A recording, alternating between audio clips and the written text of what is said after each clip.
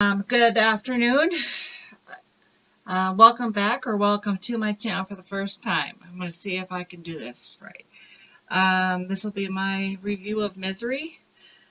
All in all, I give the book 4.5 stars out of 5. The reason I do that is because it's slow from the end of the third part, and it picks back up at the beginning of the fourth. I was going to say fourth quarter, fourth part. There's 420 pages of the book, and Goodreads states that there's 370 pages. Next, the editor is female in the movie, male in the book.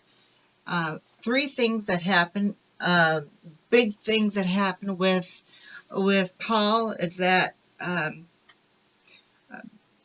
we all know that Annie's psychotic, seriously needs help. So what happens is that three things that he ends up drinking the soapy water for, to take his Navarro with, because, she gets pissed off, throws a saucer of soup against the wall. That's the first time.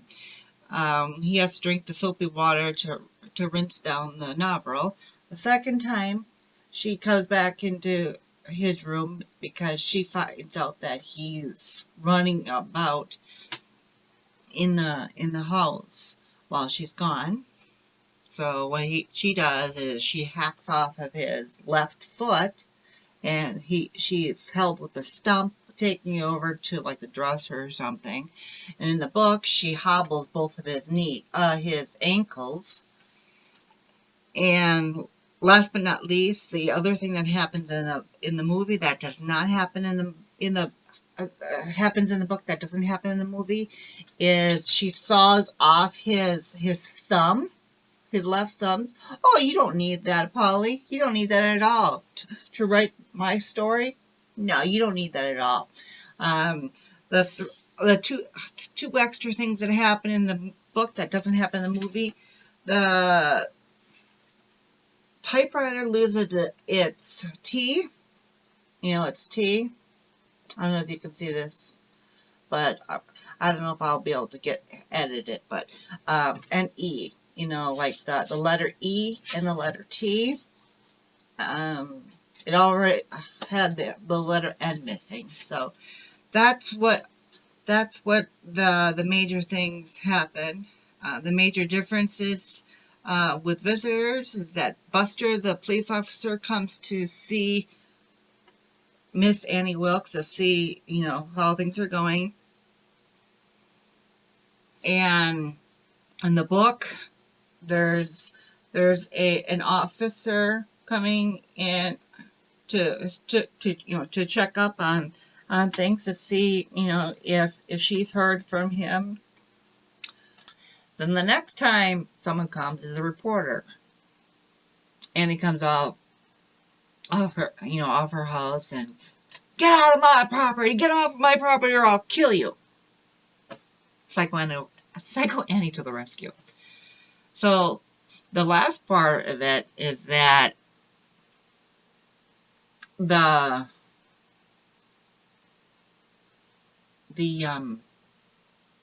plainclothes officers that came back originally came back, and it turns out that they helped Paul a great deal, because Buster in the movie, the first time, only time in fact, came to Annie's house. Nothing happened until, guess what? He leaves the house and he hears a ruckus. Finds out that, what is it? So finds out that he's going back into the house, thinks things wrong with Annie Wilkes. You can't, Miss Wilkes, where are you? Where are you? Are you all right? Gets down over to a passage where he finds Paul Sheldon on the basement floor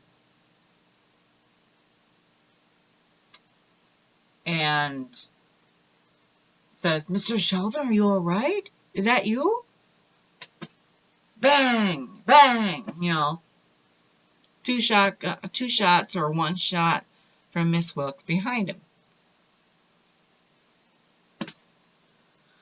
So, last but not least, in the movie it cuts to the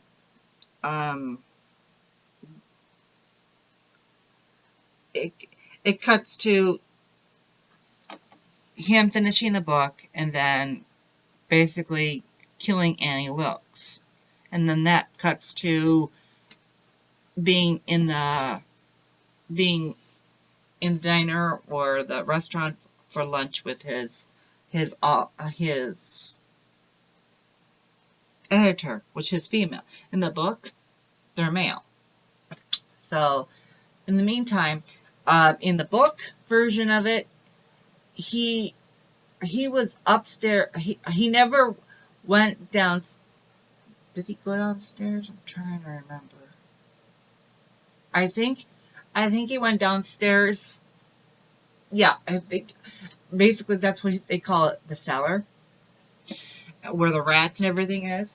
So he comes back up, and he's literally in his bedroom, in the bedroom, and there isn't much difference between the two, the book or the movie, but the major accounts are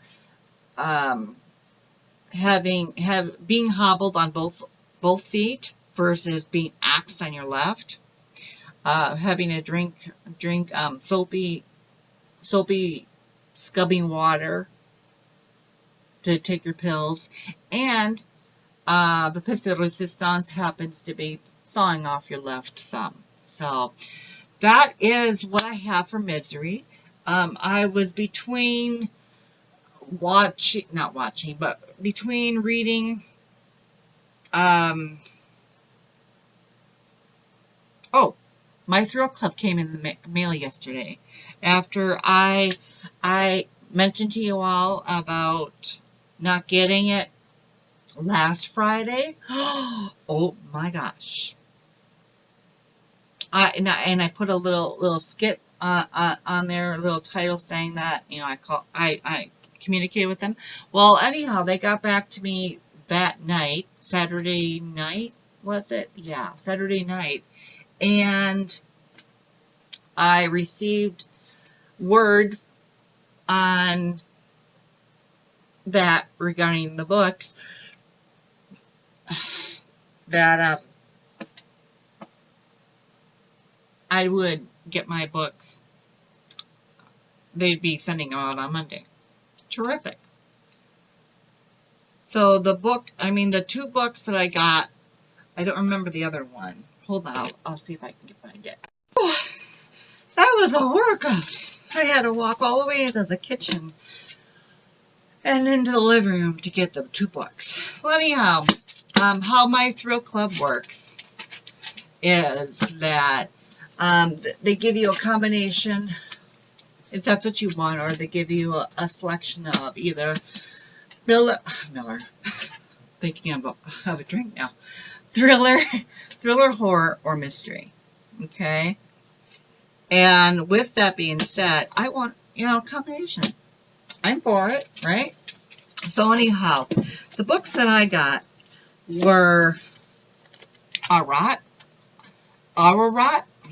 Forgive me for mispronouncing the name, but that's what it is. I'm currently going into the 6th chapter. I read 5 chapters yesterday, and the synopsis is that Christopher Golden's Ararat, my apologies if I'm mispronouncing that, is a heart-pounding tale of an adventure that goes wrong on a biblical scale. When an earthquake reveals a secret cave hidden inside Mount Ararat in Turkey, daring new engaged couple are determined A daring new engaged couple are determined to be the first ones inside, and what they discover will change everything. This cave, or the cave, is actually a buried ancient ship that many quickly come to believe is Noah's Ark. When a team of scholars, archaeologists, and filmmakers make it inside the Ark, they discover an elaborate coffin in its recesses. Inside the coffin, they find an ugly, misshapen cadaver. Not only not the holy man they expected, but a hideous creature with horns. Interesting. Here's Cass. Shock and fear turn to horror when a massive blizzard blows in, trapping them thousands of meters up the side of a remote mountain.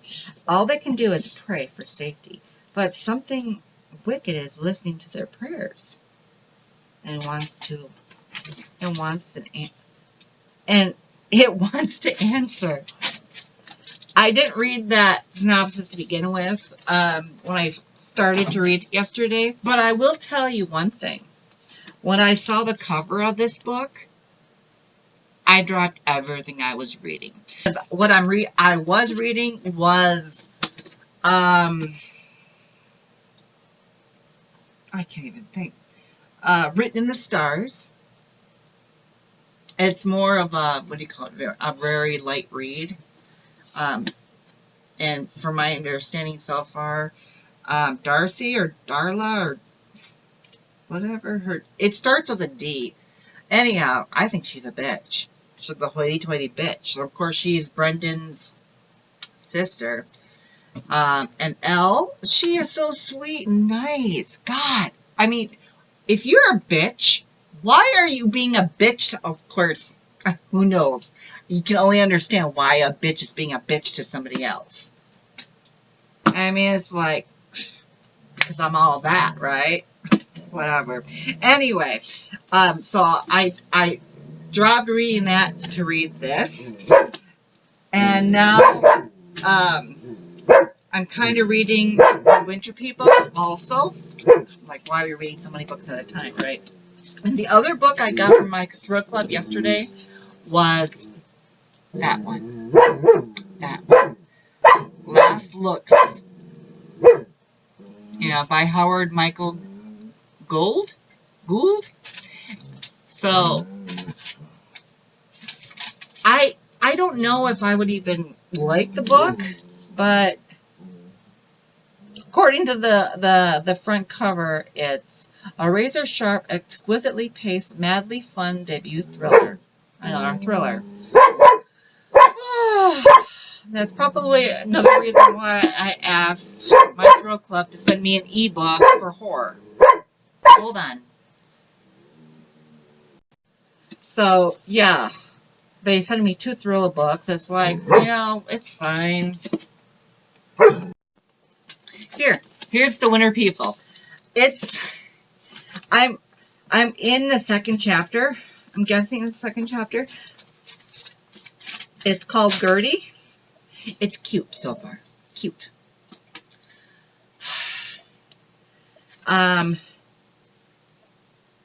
The one of the taglines is that on the back of the book it says, "Some secrets never die." Anyhow, a razor-sharp, exquisitely paced, madly fun debut thriller that gleefully lampoons Hollywood culture and introduces highly eccentric yet brilliant ex-detective gone rogue, Charlie Waldo. Like, it's three are run-of-the-mill eccentric Californians, and their former detective Charlie Waldo. Waldo, a one-time LAPD superstar, now lives in solitude deep in the woods, pathologically committed to owning no more than 100 possessions. He was left behind in his career, and his girlfriend. Oh no, another one of those types of guys. He has left behind his career and his girlfriend Lorena to pay self-imposed penance for an awful misstep on pivotal murder case, but old ghosts are about to come roaring back.